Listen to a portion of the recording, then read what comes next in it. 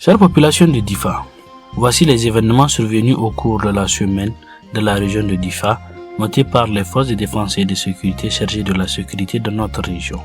La situation sécuritaire pendant la période du 4 au 14 avril 2023 était sous contrôle, mais a été marquée par plusieurs incidents. Tout d'abord, nous avons malheureusement enregistré des décès parmi les membres des forces de défense et de sécurité suite à des incidents liés à des engins explosifs improvisés à Gargada, Djalori à 2 reprises et Yebi. En effet, le 9, 13 et 14 avril 2023, des engins explosifs improvisés ont explosé au passage des patrouilles, causant au total la mort de 7 personnes et la blessure de plusieurs autres. Ces actes lâches des terroristes de Boko Haram et de l'État islamique en Afrique de l'Ouest démontrent en réalité leur incapacité à affronter les forces de défense et de sécurité. Cependant, il y a également eu des succès dans la lutte contre les engins explosifs avec la découverte et la destruction de 3 dispositifs dans la zone de Gargada et de Barwa. Il est important de rappeler à la population civile les dangers des engins explosifs improvisés placés par les terroristes sur les axes de progression des forces de défense et de sécurité et de les sensibiliser à la nécessité de collaborer avec les forces de défense et de sécurité en identifiant et en signalant tout individu suspect rencontré. Les engins explosifs improvisés sont une menace grave pour la sécurité de vos forces de défense et de sécurité, mais aussi pour les populations civiles innocentes qui risquent d'en payer le prix. Néanmoins, nous avons été également affrontés à des enlèvements avec 2 personnes kidnappées à Ngelkolo et à Gargadariam, Ménesoroa, ainsi qu'un assassinat ciblé d'un individu à Boula Adam. Également au cours de cette semaine, le non-respect des consignes de sécurité interdisant de rouler sur les axes interurbains au-delà de 19h a entraîné des tirs fratricides sur un véhicule de transport faisant un blessé grave. Heureusement, grâce à son évacuation rapide à Difa par les forces de défense et de sécurité et sa prise en charge rapide au niveau de l'hôpital régional, la victime a pu être sauvée et reçoit les soins nécessaires. Nous tenons à rappeler à la population l'importance du respect strict des mesures et consignes de sécurité édictées par les forces de défense et de sécurité pour éviter tel incident. La sécurité de notre région, c'est l'affaire de tous et nous comptons sur votre soutien et votre collaboration pour aider les forces de sécurité à assurer la protection des personnes et des biens. Soyez vigilants et n'hésitez pas à signaler toute activité suspecte aux autorités compétentes. Chère population, le colonel Ali Hamidou, commandant de la zone de défense numéro 5 de Difa, a effectué une mission d'inspection et de prise de contact du 6 au 9 avril 2023 au niveau des différents bataillons et postes militaires implantés dans les localités de Ngingimi et Ngoti. Le but de cette visite était de s'enquérir des conditions de vie et de travail du personnel.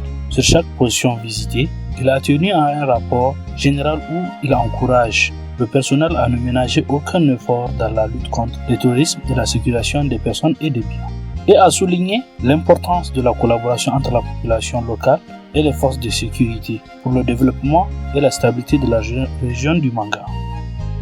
Chère population, conformément à ces missions de sécurisation des personnes et des biens de la région de Difa, le secteur 4 de la force multinationale mixte conduit continuellement ses opérations pour renforcer l'inquiétude dans sa zone de responsabilité.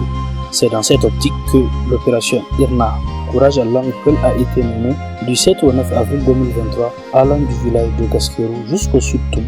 Le but de cette opération était de neutraliser toute présence terroriste dans la zone et lutter contre les infiltrations de Boko Haram qui ont pour conséquence les rackets, les vols de bétail et enlèvements contre paiement de rançon. Les autres objectifs étaient également de rassurer davantage nos populations installées le long des rives du Komadougou. Au cours de cette opération, un accrochage avec l'ennemi a contraint ce dernier à prendre la fuite en profondeur vers le Nigeria. Dans la localité de Kablewa, un vol de bétail suivi d'enlèvement nous a été signalé le 11 avril 2023. Aussitôt alertés, les forces de défense et de sécurité ont engagé la poursuite de ces voleurs qu'ils ont rattrapés sur la berge du lac Tchad. Malheureusement, l'ennemi a pu s'exfiltrer avant l'arrivée des troupes en abandonnant un otage libéré, le berger, 28 vaches et 200 petits ruminants récupérés et remis aux propriétaires. 5 pirogues et 25 charrettes appartenant aux voleurs ont été détruites. Le mardi 11 avril 2023, le secteur 4 de la force multinationale mixte a reçu un important lot de matériel de transmission de la part de l'ONG Coginta, partenaire de l'Union européenne dans le cadre du projet d'appui à la force multinationale mixte pour la stabilisation du bassin du lac Tchad. Ce lot était composé de moyens de communication UHF, HF et VHF, de relais et de téléphones satellitaires de type Thuraya, ainsi que plusieurs accessoires.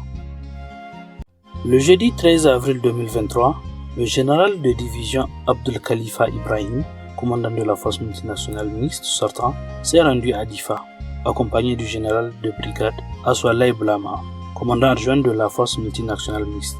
Cette visite avait pour objectif de prendre congé de ses proches collaborateurs du secteur 4 à l'occasion de la fin de sa mission au sein de la force multinationale mixte. Le commandant de la force multinationale mixte a exprimé sa gratitude envers les autorités militaires du Niger pour leur hospitalité et l'accueil chaleureux qui lui sont toujours réservés dans ce pays.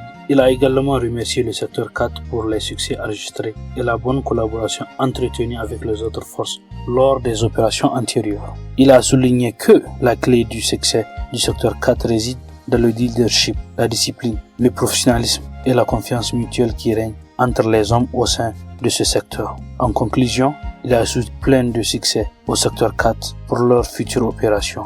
De son côté, le colonel-major commandant le secteur 4 a exprimé toute sa gratitude et sa reconnaissance au général Abdul Khalifa Ibrahim, au nom des plus hautes autorités militaires, pour son soutien indéfectible au secteur 4, sa loyauté, son leadership et sa camaraderie. Par la suite, la délégation s'est rendue au cimetière de Difa pour se recueillir sur les tombes des militaires tombés au champ d'honneur, suivi d'une fatiha collective à leur hommage.